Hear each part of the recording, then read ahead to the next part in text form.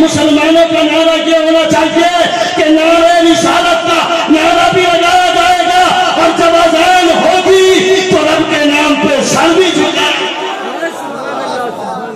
اللہ کے نام پہ سر بھی جھکایا جائے گا۔ آپ مجاہد ملت کے شہر میں رہتے ہیں، مجاہد ملت کے اڑیسہ میں رہتے ہیں، اتہاس سنے ہیں، پڑھے ہیں۔ حضور مجاہد ملت علیہ رحمت الرضوان جن کے آپ غلام ہیں، اللہ رب العزت ان کی غلامی میں مجھے قبول فرما لے، ایکسپٹ فرما لے۔ سنیے حضرت مجاہد ملت علیہ رحمت الرضوان کے حوالے سے مفتی حلیم صاحب نے قاری عبدالرشید صاحب سے کے حوالے سے کتاب میں یہ لکھا کہ قاری عبدالرشید صاحب کے پڑھنے کا دور تھا۔ کون سا دور تھا؟ پڑھنے کا دور تھا۔ اور حضور مجاہد ملت علیہ رحمت الرضوان ایک مرتبہ مدرسہ عربیہ سلطان پور میں کسی کام سے تشریف لے گئے، تو لوگ جانتے تھے کہ حضرت عبادت گزار ہیں، صوم و صلاۃ کے پابند ہیں، تو انہیں الگ سے ایک پرسنل کمرہ دے دیا کہ آپ وہاں آرام کریں گے، اور ایک لوٹا پانی وضو کے لیے ان کے حوالے کر دیا۔ یہ قاری عبدالرشید صاحب کے پڑھنے کی عمر تھی، اسی مدرسہ میں پڑھتے تھے، زیر تعلیم تھے۔ انہوں نے یہ بیان دیا اور یہ کتاب میں لکھا گیا کہ قاری عبدالرشید صاحب جب رات کے سناٹے میں پیشاب محسوس کرتے ہیں اور پیشاب کرنے کے لیے استنجا کرنے کے لیے جاتے ہیں تو دیکھتے کیا ہے کہ مجاہد ملت کا دروازہ تھوڑا سا کھلا ہے۔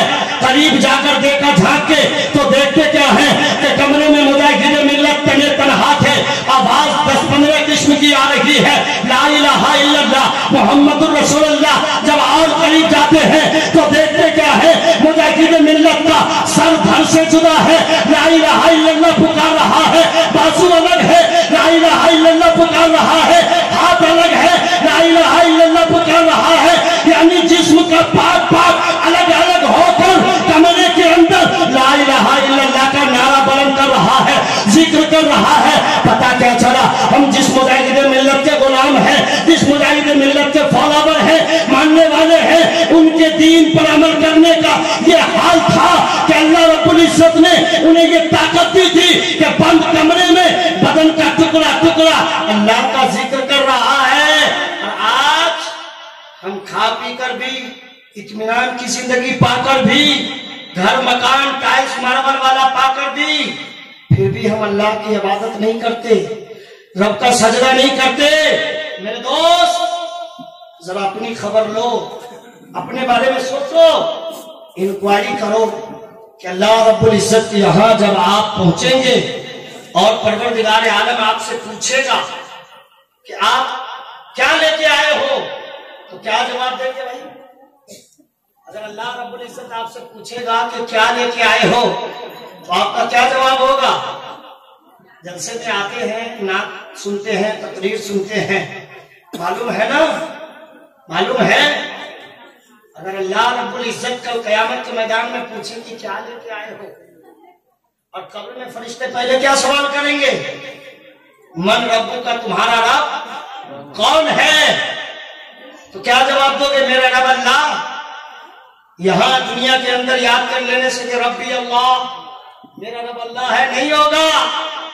یہ تمہارے اعمال جواب دیں گے، اعمال تمہارے سجدے جواب دیں گے، قبر میں تمہارے رکوع اور سجود جواب دیں گے، مصطفیٰ کی محبت جواب دے گی، تیرا دین پہ چلنا جواب دے گا، اور شریعت پہ عمل کرنا جواب دے گا۔ ذرا اطمینان کے ساتھ اپنے گھر میں جانا تو میرے بیان کے بارے میں سوچنا کہ حضرت نے کیا بتایا ہے ہمیں۔ اللہ کی قسم کل سے تیرا دل دماغ مارکیٹ کی طرف نہیں، تجھے کھینچ کے مسجد میں نماز کی طرف لے آئے گا، انشاءاللہ ضرور لے آئے گا۔ لیکن ضرورت اس بات کی ہے کہ آپ کو دل سے سوچنا ہے۔ دیکھیے دیکھیے آپ اپنے جلسے کی رنگت دیکھیے۔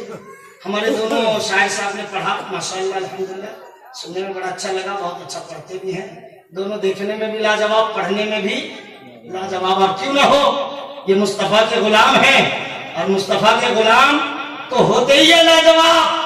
حضرت بلال کے بارے میں آپ نے نہیں سنا؟ حضرت بلال رنگ ان کا پھیکا، مگر مصطفیٰ پیغمبر کی غلامی میں آ گئے تو ایسے چمکے جیسے مصطفیٰ کے عشق کے آسمان پر حضرت بلال چاند بن کر چمک رہے ہوں، ایسے چمک گئے۔ تو بتائیے مصطفیٰ سے محبت ہوگی تبھی نہ قبر میں آپ جواب دیجئے گا۔ تو آپ لوگ کتنے لوگ نماز کل سے پڑھنا شروع کر دیں گے؟ مجھے بتائیے تو ہاتھ اٹھا کر، تاکہ میں دیکھوں کہ کل سے مسجد میں کتنے لوگ نماز پڑھنے کے لیے جائیں گے۔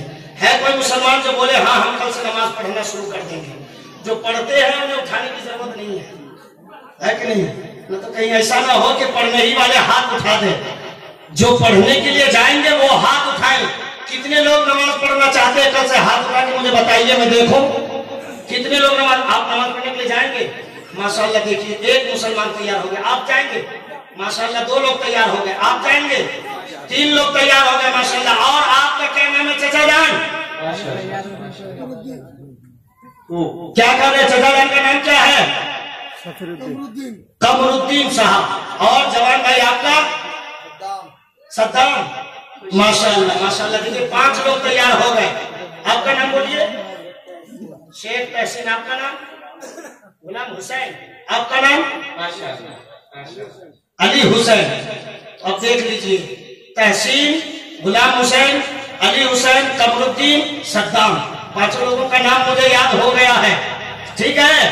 اور یہ ہم نے قلم سے ڈائری میں نہیں لکھا ہے، یہ دل کے ڈائری میں نوٹ ہو گیا۔ اور پھر انشاءاللہ جب اگلی مرتبہ آئیں گے تو 5 بندے کو میں تلاش کروں گا، نماز پڑھنے کے لیے جا رہے ہیں کہ نہیں، اور امام صاحب سے بھی پوچھوں گا، انکوائری کروں گا، سمجھ لیں کہ نہیں، کہ آپ لوگ نماز پڑھنے جا رہے ہیں کہ نہیں، یہ پتہ لگاؤں گا۔ آپ لوگ ضرور نماز پڑھیے گا، ہے نا؟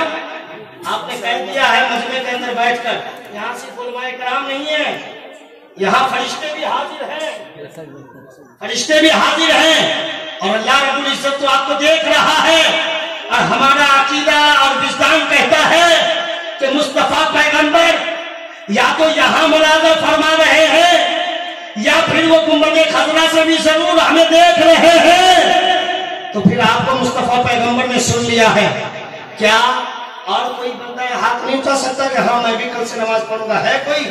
شوق پیدا کرو، اٹھا باپ اٹھا، ڈرتا کیوں ہے؟ اٹھا، نماز پڑھے گا ماشاءاللہ۔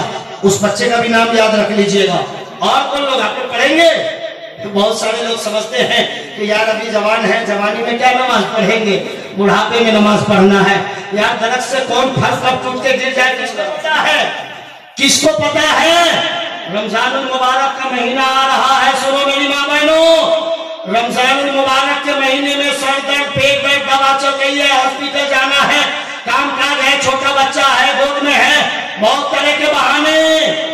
روزہ مت چھوڑنا، بہانہ بنا کے واقعی اگر دقت ہے تب تو کوئی بات نہیں ہے، تب تو آپ کے لیے رخصت ہے، واقعی اگر آپ کی پریشانی ہے، مگر بہانہ بنا کے روزے نہ چھوڑنا، اس لیے کہ رمضان کا روزہ اگر ایک روزہ چھوڑ دیتے ہو تو نیکسٹ اگلے سال 1 سال کا بھی روزہ رکھو گے، پھر بھی رمضان کے ایک روزہ کی بھرپائی نہیں ہو پائے گی۔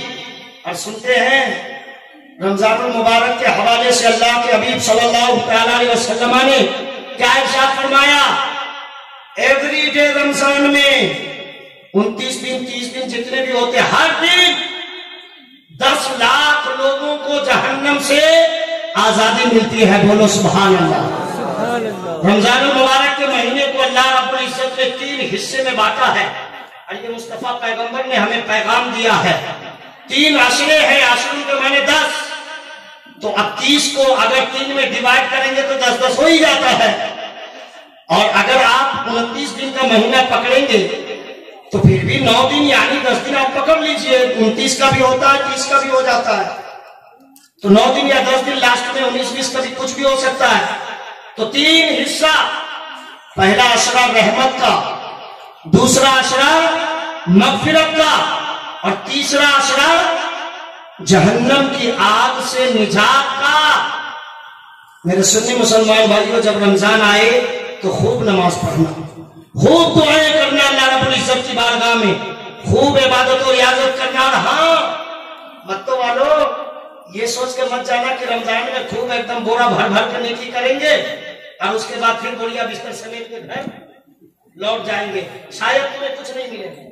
अगर पहले से इरादा है कि मुझे रमजान में बस पढ़ के लौट जाना है, शायद तुम्हें कुछ नहीं मिलेगा। इन्नमल आमालु बिन्नियात, अपनी नीयत को अच्छी करो। सिर्फ रमजान में रब का सजदा होगा, रोजा रखा जाएगा, मुसल्ला बिछाया जाएगा, तिलावत की जाएगी, शेरी किया जाएगा, अफ्तारी की जाएगी या माँ बाप की खिदमत की जाएगी, ऐसा इरादा मत बनाना। बल्कि सैयद नगर मक्तो बस्ती के सुन्नी मुसलमान भाइयों, ये इरादा बनाना कि अल्लाह रब्बुल इज्जत ने अगर जान सलामत रखा, जब तक जिंदा रहूंगा तब तक रब का सजदा किया जाएगा, कुरान पढ़ा जाएगा, मस्जिद में पहुंचा जाएगा, जामे मसल्ला बिछाया जाएगा, माँ बाप की इज्जत की जाएगी, और जब तक जीऊंगा मुस्तफा की मोहब्बत में जिंदगी गुजारता रहूंगा। सुभान अल्लाह। हमेशा के लिए इरादा बना